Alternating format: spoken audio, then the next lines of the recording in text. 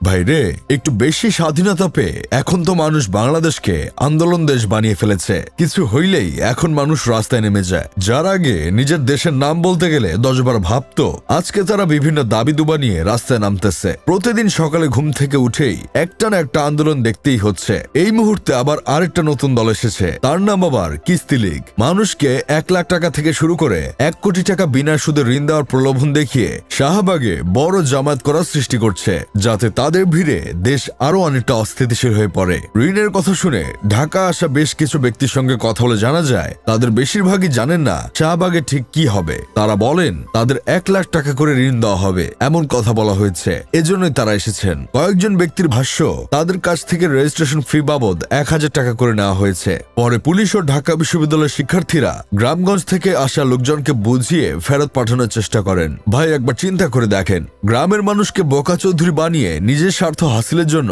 কিছু গান্ডু মিথ্যা প্রলোভন দেখাতেও বাদ রাখে নাই। তারা জানে যে শহরের মানুষকে তো এত সহজে তাদের পক্ষে এনে জামাত করানো যাবে না, তাই তারা টার্গেট করেছে বিভিন্ন গ্রাম অঞ্চলের গরিব মানুষকে, যারা ঋণ নিয়ে গ্রামে ব্যবসা বাণিজ্য ও চাষাবাদ করে খায়। এরা যেখানে সুদের বিনিময়ে লোন পায়, সেখানে তাদেরকে যদি সুদ ছাড়া লোনের লোভ দেখায়, তাহলে দৌড়াতে দৌড়াতে আসবেই। ঠিক তেমনটাই হয়েছে। কিস্তি লীগের মিথ্যা প্রলোভনে বিশ্বাস করে অনেক মানুষ শাহবাগে এসেছে।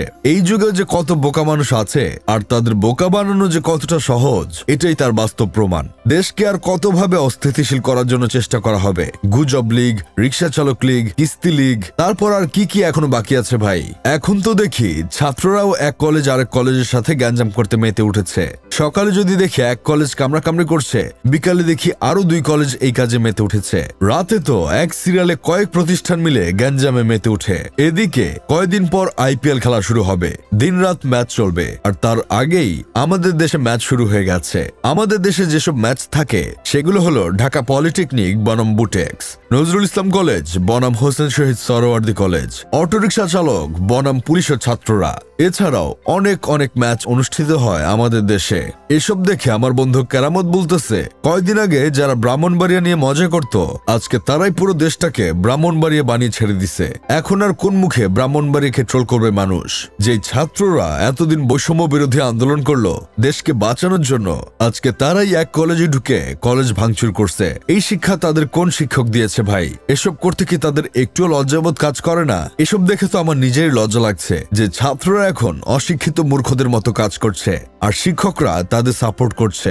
এখন মনে হচ্ছে দেশের এমন পরিস্থিতি সামাল দেওয়ার জন্য আপাকে দেশে নিয়ে আসার কোনো বিকল্প নাই। তাকে এই মুহূর্তে দেশে চট করে ঢুকতে দেওয়া খুবই জরুরি, কারণ তিনি দেশে ঢুকলে দেশের মানুষ নিজেদের মধ্যে পন্দাপন্দি না করে আপাকে নিয়েই ব্যস্ত হয়ে পড়বে। যাই হোক, শেষমেশ আমি গোলাম হোসেন একটা কাজের কথা কই, এদেশকে আন্দোলন বানানোর চেষ্টা করলেই পেছনে ছাল তুলে দেওয়া উচিত। কিছু না বলতে বলতে শরীরে চর্বি জমে গেছে সবার। শুনেছিলাম মাইরের উপরে কোনো ঔষধ নাই, আর জিনিসটাই এদেশের অতিরিক্ত চর্বিযুক্ত মানুষদের দেওয়া উচিত, তা না হলে এরা থামবে না।